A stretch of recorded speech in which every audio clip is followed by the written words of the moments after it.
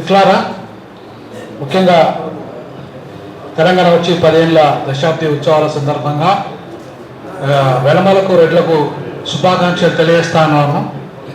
బహుజనులకు మాత్రం నేను శుభాకాంక్షలు తెలిసే పరిస్థితి లేదు. ఓన్లీ దొరలకు మాత్రమే, పటేళ్లకు మాత్రమే శుభాకాంక్షలు. నేను ఈ మాట ఎందుకు చెప్పాల్సి వస్తుందంటే ప్రొఫెసర్ జయశంకర్ గారితో 2001లో ప్రొఫెసర్ జయశంకర్ గారితో 2001లో ఒక 3 ప్రశ్నలు వేశాను. నేను అప్పుడు లైబ్రరీగా జాబ్ చేస్తున్న వరంగల్ ఉద్యోగుల సమావేశం పెట్టారు జయశంకర్ గారు. సార్, ఇప్పుడు నీళ్ళు వస్తాయి, భూమి లేని మా ప్రజలకు ఆ నీళ్ళు వస్తే రేపు తెలంగాణ వచ్చిన తర్వాత ఎవరికి ఆ నీళ్లు పోవాలి? మా ప్రజలకు భూమి లేదు, భూమి ఇప్పటికి కూడా లేదు, పంచలేదు. 25% భూమి మా చేతుల్లో ఉంది, బహుజనుల 93% ప్రజల చేతుల్లో ఉంది. 7% ఉన్న జనాభా చేతుల్లో 75% భూమి ఉంది. మరి ఆ నీళ్ళు రేపు తెలంగాణ ఏర్పడిన తర్వాత ఆ నీళ్ళు ఎవరికి పోవాలి? బాబు, నా దగ్గర సమాధానం లేదు. కేవలం నా దగ్గర ఆంధ్రలో ఎంత నీళ్ళ దోపిడీ చేస్తున్నారు, తెలంగాణలో ఎట్లా కృష్ణా గోదావరి జలాలు ఇక్కడ ఎంత పరివాహక ప్రాంతం ఉన్నప్పటికీ కూడా వాళ్ళు ఎట్లా దోపిడీ చేస్తున్నారు అని లెక్కలు మాత్రమే నా దగ్గర ఉన్నాయన్నాడు. సార్, అట్లా కాదు సార్. మరి అట్లయితే దేశంలో స్వతంత్రం వచ్చిన తర్వాత కూడా ఇదే పరిస్థితి జరిగింది. బాబాసాహెబ్ అంబేద్కర్ ఆ రోజు కూడా ఇదే ప్రశ్న వేసిండు. తెల్లదొరల పరిపాలన పోయి నల్లదొరల పరిపాలన వచ్చినంత మాత్రాన మా బతుకులు మారాయి అని చెప్పి బాబాసాహెబ్ అంబేద్కర్ ప్రశ్న వేసిన కారణంగానే సార్ ఈరోజు భారత రాజ్యాంగంలో అంతో ఇంతో కొన్ని రక్షణలు వచ్చినాయి, లేకపోతే ఆయనతో కూడా వచ్చేటి కాదు. మరి ఇప్పుడు మీలాంటి మేధావులే, సిద్ధాంతకర్తలే 93% సంబంధించిన సిద్ధాంతాన్ని కనుక మీరు చెప్పకపోతే మరి ఏ దిశ పోవాలి సార్? మా బహుజన సమాజం అంతా ఏ దిశ పోవాలి సార్? ఎవరిని అని చెప్పి బాబు ఒక నిమిషం ఆగా, లాస్ట్ కొంచెం ఆగండి, ఒక్కడే మంచి సీరియస్ ఇష్యూ జర ఆగండి. 10 ఏళ్ళ 20 ఏళ్ళ నుంచి 25 ఏళ్ళ నుంచి కొట్లాడి ఏం సాధించలేము మనం. కొంచెం ఆగండి దయచేసి 2 నిమిషాలు. ఇంకొక ప్రశ్న కూడా వేశాను సార్. అదే సార్, ఇప్పుడు మళ్ళీ నీళ్ళు అయిపోయింది, నిధులు మాకు సప్లాన్ ఎప్పుడో ఇందిరాగాంధీ హయాంలో SC/ST సప్లాన్ మొదలైంది. మా సప్లాన్ నిధులన్నీ డైవర్ట్ అయినాయి, మా బ్యాక్లాగ్ పోస్టులన్నీ నింపలేదు.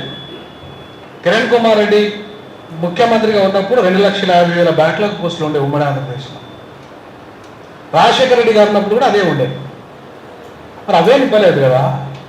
మరి కొత్తగా మీరు ఏం చేస్తారు తెలంగాణ వస్తే?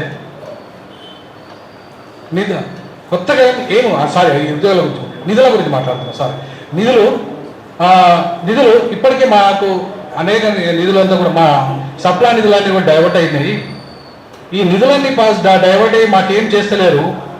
మరి ప్రత్యేకంగా తెలంగాణ వచ్చిన తర్వాత మా SC/STలకు ఏం చేస్తారు మీరు బడ్జెట్లో? అంటే SC బడ్జెట్ ఒకటి, ST బడ్జెట్ ఒకటి, BC బడ్జెట్ ఒకటి, మైనార్టీ బడ్జెట్ ఒకటి, జనాభాకు తామాష పద్ధతిలో మీరు బడ్జెట్ రూపొందిస్తారా అని జయశంకర్ సార్ని అడిగాను. బాబు, నా దగ్గర ఆ ప్రణాళిక లేదు, ఖాళీ వాళ్ళు ఎంత దోపిడీ చేస్తారు, నిధుల దోపిడీ ఎంత జరుగుతుంది, ఇక్కడ ఎత్తుకుపోతాను బడ్జెట్ అంతా అని చెప్పేసి అవే నిధులు ఉన్నాయి, మిగతా ఇక్కడ వాళ్లకు సంబంధించిన నా దగ్గర ఏమాత్రము ప్రణాళిక లేదు బాబు అని చెప్పాడు. 3వ ప్రశ్న నియామకాలు ప్రిన్సిపల్ కూడా సేమ్, బ్యాక్లాగ్ పోస్టులు ఉన్నాయి అట్లాగే 2,50,000 మరి నింపలేదు. మరి కొత్తగా తెలంగాణ వస్తే ఎన్ని వస్తాయి ఉద్యోగాలు? కొత్తగా మీరు సృష్టించేది ఎంత? ప్రైవేట్ రంగంలో ఎంత, ప్రభుత్వ రంగంలో ఎంత? ఒకవైపు మొత్తం ప్రైవేట్ రంగం అంతా కూడా 90% ప్రైవేట్ రంగం అయిపోయి ప్రభుత్వ రంగం పడిపోతున్న క్రమంలో రేపు మీ తెలంగాణ వస్తే ప్రైవేట్ రంగంలో రిజర్వేషన్ లేకుండా పెట్టకుండా ఉద్యోగాలు వస్తే మాత్రం అవి కూడా నింపకుండా బ్యాక్లాగ్లే నింపకుండా ఉన్న మీరు రేపు ప్రైవేట్ రంగంలో రిజర్వేషన్ ఇస్తారా? ఇవ్వడానికి అసెంబ్లీ తీర్మానం చేస్తారా? ఇవి సార్లు వేసిన ప్రశ్నలు. కాబట్టి సార్ ఏమన్నారంటే మళ్ళీ సార్ అదే మాట మళ్ళీ సార్ దగ్గర సార్ ఏమని చెప్పారంటే లేదు ప్రైవేట్ రంగంలో రిజర్వేషన్ల సంబంధించిన చర్చ లేదు మా దగ్గర, కేసీఆర్ ఆ చర్చ కూడా పెట్టలేదు. కాబట్టి ఈ అంశాలన్నీ కూడా అంత చాలా నువ్వు అడుగుతున్న ప్రశ్నలంతా చాలా సీరియస్ అంశాలు, ఇవి నా దగ్గర లేవు. మేము ఆంధ్ర దోపిడీ, ఆంధ్రాలో ఎన్ని విశ్వవిద్యాలయాలు ఉన్నాయి, ఎంతమంది ఉద్యోగులు ఉన్నారు, తెలంగాణలో ఎవరు ఉన్నారు, ఎన్ని ఉద్యోగాలు ఉన్నాయి, సార్ ఇవన్నీ ఎవరైనా ఒక కామన్ చిన్నపిల్లని అడిగిన చెప్తారు సార్, కొంతమంది కొంచెం అంత ఇంత చదువుకున్నాడని చెప్తాడు. అక్కడెన్ని పాఠశాలలు ఉన్నాయి, ఇక్కడెన్ని పాఠశాలలు ఉన్నాయి, అక్కడెన్ని ఉద్యోగాలు ఉన్నాయి, ఇక్కడెన్ని ఉద్యోగాలు ఉన్నాయి అనే అంశాన్ని ఎవరైనా చెప్తారు సార్. అది సమస్య కాదు సార్.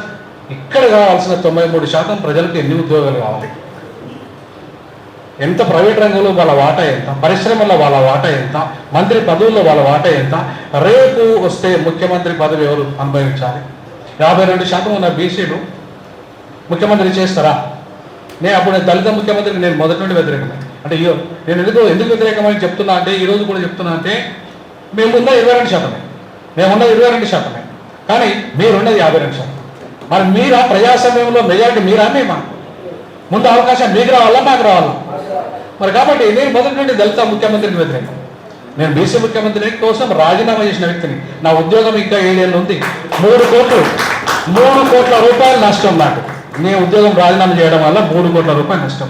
నేను ఒక మాదిగని, ఒక ఎస్సీని, కానీ బీసీ ముఖ్యమంత్రి కోసం రాజీనామా చేసిన వ్యక్తి. ఎందుకు 2023 బీసీని ముఖ్యమంత్రిని సాధించాలని చెప్పేసి తపన కలిగిన వ్యక్తిగా, నా బర్త్డే రోజు అన్న కూడా వచ్చాడు, నా బర్త్డే వీళ్ళందరూ బీసీ చాలా ప్రముఖులంతా వచ్చారు, అన్న వాళ్ళంతా వచ్చారు.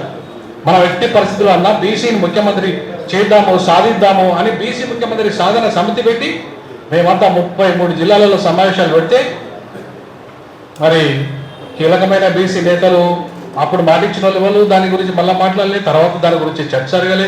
చివరికి బీసీ ముఖ్యమంత్రి అన్న బీజేపీ లాస్ట్కు కనీసం బీజేపీ ఎల్పీ లీడర్గా ఒక రెడ్డిని తీసుకొచ్చి పెట్టింది. గతంలో చంద్రబాబు నాయుడు ఎట్లయితే ఆర్ కృష్ణను ముఖ్యమంత్రి చేస్తాడు, గత ఎన్నికల్లో ఆర్ కృష్ణను ముఖ్యమంత్రి చేస్తాను, చివరికి రేవంత్ రెడ్డిని ఇప్పుడు ప్రస్తుత ముఖ్యమంత్రిని అప్పుడు టీడీపీ లీడర్ చేసింది. అని ఇంకా ఎంతకాలం నమ్ముదాం వీళ్ళని అనే వాళ్ళ కొంత కాంగ్రెస్ పార్టీలో ఉన్నా కూడా నేను ఒకటే చెప్పదలుచుకునే సందర్భంగా ఆ రోజు అయితే చెప్పిన ప్రొఫెసర్ జయశంకర్ గారితో మాట్లాడిన ప్రశ్నలే ఇక్కడ కూడా ఇవ్వదలుచుకున్నా. నేనైతే ఉద్యోగం రాజీనామా చేసిన పూర్తి స్థాయి రాజకీయాలు ఇవ్వాలనుకుంటున్నాను. పూర్తి స్థాయి రాజకీయాలే, ఇంకా వేరేది లేదు. బీసీలు రాజకీయ పార్టీ పెట్టాలి. బీసీలు రాజకీయ పార్టీ పెట్టి ఈ లోకల్ బాడీ ఎన్నికల్లో పోటీ చేయాలి. మేము కూడా ఖచ్చితంగా నిలబడతాం బీసీల వెంట. మా వెంట మీరు నిలబడండి, మనమంతా కలుద్దాం. లా ఆఫ్ ఎడిషన్ ఇప్పుడేమో ఇంతకుముందు అన్న చెప్పింది అన్నది, లా ఆఫ్ ఎడిషన్ అంటే అంబేద్కరిజం కలపాలి. కుల నిర్మూలన దుఃఖాలంటే కలవడం మనం, అంతేగాని మళ్ళా మధ్యలో కొట్లాడుకోవడం, బీసీలు మంగళ శాఖలు కొట్లాడుకోవడం, ఇట్లాంటి విడిపోయే సిద్ధాంతం బ్రాహ్మణిజము, కలిపే సిద్ధాంతము ఇవాళ అంబేద్కరిజం. మరి ఎటువైపు ఉందాం మనం? అంబేద్కరిజం వైపు ఉందామా? బీసీలకు చాలా మందికి అంబేద్కరిజం అర్థమైతలేదు. ఇంకా అంబేద్కరిజం బీసీలకు అర్థమైన రోజు బీసీలు ఉత్తరప్రదేశ్లో ఎట్లయితే పరిణామాలు జరిగినాయో ఇక్కడ జరుగుతాయి ఆంధ్రప్రదేశ్లో. దానికి ద్రవిడ సిద్ధాంతము మనకు 1920లోనే అధికారాన్ని ఇచ్చింది. పెరియార్ నాయకత్వంలో బాబాసాహెబ్ అంబేద్కర్ అప్పటికి ఒక విద్యార్థి మాత్రమే, ఒక స్టూడెంట్. ఆయన ఉద్యమమే స్టార్ట్ చేయలేదు. ఆయన 1927లో ఉద్యమం స్టార్ట్ చేశాడు బాబాసాహెబ్ అంబేద్కర్, మాది చెరువు పోరాట ఉద్యమం. కానీ మనం అప్పటికి బీసీల నాయకత్వంలో బీసీలు ముఖ్యమంత్రి అయ్యారు 1920 ఇక్కడ మన ద్రవిడ సిద్ధాంతం పేరుతో. దక్షిణాదిలో మనం ఆల్రెడీ ఒక ముఖ్యమంత్రిని చూసాం, ఇప్పటికీ చూస్తున్నాం మనం. తమిళనాడులో కరుణానిధి ఒక మంగళి కమ్యూనిటీ, మోస్ట్ బ్యాక్వర్డ్ కమ్యూనిటీ ముఖ్యమంత్రిగా ఇంతకాలం పరిపాలించడానికి కారణం ఏంటంటే వాళ్ళు ఒక రాజకీయ పార్టీ పెట్టి రాజకీయ నిర్ణయం తీసుకొని ఎన్నికల్లో పోయి ఇలా బ్రాహ్మణులకు ఉత్సవిస్తున్న వాళ్ళు బ్రాహ్మణ వ్యతిరేక ఉద్యమాన్ని నడిపి ఇవాళ వాళ్ళ చేతుల్లో కంటే వాళ్ళు నిర్ణయిస్తేనే తమిళనాడులో ప్రతి నిర్ణయం చేసేది వాళ్ళే. ఎందుకు? రాజకీయ అధికారం వాళ్ళ చేతుల్లో ఉంది కాబట్టి. వీళ్ళ దగ్గర వాళ్ళకి నాయకత్వం వీళ్ళకు అధికారం ఒప్పి చెప్పేసి 5%లోనూ ఆ పర్సెంట్లోనూ వీళ్ళనందరినీ మాకు ఎంపీ టికెట్ ఇయ్యి, మాకు ఎమ్మెల్యే టికెట్ ఇయ్యి, మీరు ఎందుకు ఇవ్వలేదు, మీరు ఇస్తే మేము బాగుపెట్టాలి. అదే తెలంగాణలో నేను ఆర్ కృష్ణ దగ్గర పోయినా, గద్దాళ్ళ దగ్గర పోయినా, తర్వాత మందకృష్ణ దగ్గర పోయినా, అన్న విద్యార్థులు మన బడుగు బలహీన వర్గాలు జేఏసీగా ఏర్పాటైండు, అస్సాంలో రాజకీయ పార్టీ పెట్టి విద్యార్థులు ముఖ్యమంత్రి అయిండు, కంఫులతో అంతా ఒక విద్యార్థి నాయకుడు, ఇక్కడ ఒక విద్యార్థి నాయకుడు మన ముఖ్యమంత్రి చేస్తాం. వాళ్ళంతా బడుగు బలైన వర్గాల విద్యార్థులే, వాళ్ళందరినీ మనం రాజకీయ వైపు తీసుకుపోతాం, రాజకీయ వైపు వెళ్దామంటే అటు విద్యార్థులు ఇటు మన నాయకులు ఆ నిర్ణయం తీసుకోకపోతే ఓటు అనేది మన దగ్గర బలమైన 93% ఓటు ఉంటే వాడికి అప్టాల్ 7% వాడికి అధికారాన్ని అప్పచెప్పడం ఏంది? మళ్ళీ మనం ఇట్లా రౌండ్ టేబుల్స్ ఇట్లాంటి 100 రౌండ్ టేబుల్స్ పెట్టినాం, అన్నీ చేసినాం, కొన్ని వేల వేల సమావేశాల్లో పాల్గొన్నారు. దయచేసి సమావేశాలు తక్కువ చేసి రాజకీయ పార్టీ దిశగా బీసీలు మాకు ఆల్రెడీ దళితులకు ఒక బీఎస్పీ ఉన్నది, కానీ మాకు కూడా సపరేట్ పార్టీ కావాలి, ఉత్తరాది పార్టీ. మేము రక్షణ కోసం సపరేట్ పార్టీ కావాలి. మేము మీతో, మీరు మనతో కలిసి 100% చెప్తున్నాను.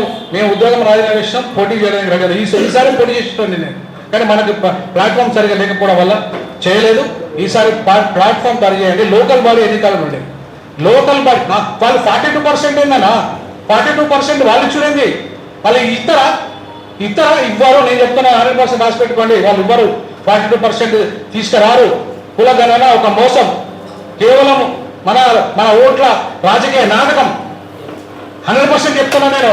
అదే నిజంగా చిత్తశుద్ధి ఉన్న వాళ్ళంటే ఎందుకు అసెంబ్లీలో తీర్మానం చేసి 42% పెంచలేదు? ఎందుకు పెంచలేదు?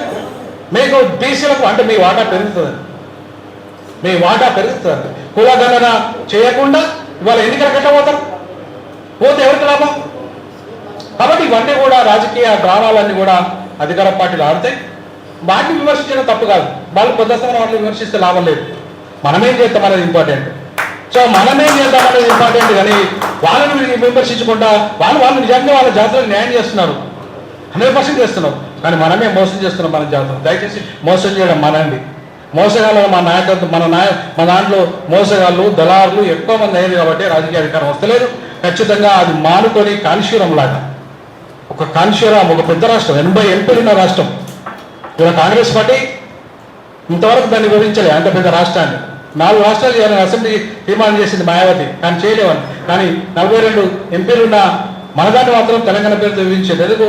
ఇక్కడ వీక్ చేయడం దక్షిణాది. వాళ్ళు మాత్రం దేశంలో ఎప్పుడు కూడా ప్రధానమంత్రి వాళ్ళే కావాలి, స్పీకర్ వాళ్ళే కావాలి, రాష్ట్రపతి వాళ్ళే కావాలి. అసలు ఈ దేశం మొత్తం వాళ్ళ కంట్రోల్లోనే ఉండాలి. అందులో భాగంగానే అన్న చెప్పినట్టుగా వాళ్ళు అది ఏమంటుందండి, కంటోన్మెంట్ కాదు, కేంద్ర పాలిత ప్రాంతంగా అన్ని టౌన్లని, ఇక్కడ హైదరాబాదే కాదు, మొత్తం మెట్రోపాలిటన్ సిటీస్ ఏవైతే ఉన్నాయో దేశంలో ఉన్నాయి, ఈవెన్ ఇక్కడ కూడా కేంద్ర పాలిత ప్రాంతాలను కూడా వాటిలో కూడా వాళ్ళ కంట్రోల్ పెట్టడానికి రాబోతున్నారు. కాబట్టి తస్మాత్ జాగ్రత్తగా ఉంటూ ఖచ్చితంగా ద్రవిడ సిద్ధాంతమే బహుజనుల బీసీలకు ఒక మూల సిద్ధాంతం. ఆ సిద్ధాంతం పట్టుకుంటే ఖచ్చితంగా అధికారం వస్తుంది. దాంట్లో సవాలు లేదని తెలియజేస్తాం. సెలవు తీసుకుంటాం. జై భీమ్, జై భారత్.